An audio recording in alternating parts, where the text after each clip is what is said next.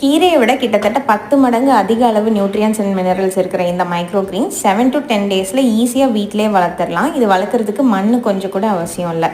நம்ம வீட்டில் எப்பயும் அவைலபிளாக இருக்கிற சீட்ஸ் எடுத்துக்கிறேன். வெந்தயம், கடுகு, இது கூடவே சியா சீட்ஸும் நான் எடுத்துக்கிறேன். எல்லாத்தையும் நம்ம ஓவர் நைட் சோக் பண்ணிவிட்டு இந்த மாதிரி ஃபுட் கண்டெய்னர்ஸ் நம்ம எல்லாருக்கிட்டேயுமே அவைலபிளாக இருக்கும். அதில் ஒரு டிஷ்யூ பேப்பர் இல்லைன்னா தின்னான காட்டன் கிளாத் போட்டு அது மேலே நம்ம ஊற வச்சுருக்கிற விதையை போட்டுக்கோங்க. இந்த பாக்ஸோட மூடி வச்சு டைட்டாக மூடி ஒரு டார்க் பிளேஸில் வச்சுக்கோங்க. ஈஸியாக ஸ்ப்ரவுட் ஆகி வந்துடும். நான் இந்த மாதிரி ஒரு க்ளே பிளேட் எடுத்திருக்கேன். இது மேலே நான் சியா சீட்ஸ் ஸ்ப்ரெட் பண்ணிக்கிறேன். இந்த பிளேட் ட்ரை ஆகாமல் இருக்கிறதுக்கு கீழே ஒரு பிளேட்டில் தண்ணி வச்சு அது மேலே வச்சுக்கிறேன். சீட்ஸ் எப்பயும் ட்ரை ஆகாத மாதிரி பார்த்து அப்பப்போ ஸ்ப்ரே பண்ணி விட்டுக்கோங்க.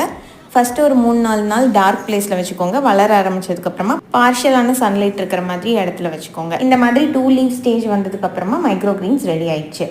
வெந்தயம் அண்ட் கடுகு மைக்ரோ கிரீன்ஸோட அப்டேட்ஸ் அண்ட் இது எப்படி ஃபுட்டில் யூஸ் பண்ணலான்றது நெக்ஸ்ட் வீடியோவில் பார்க்கலாம்.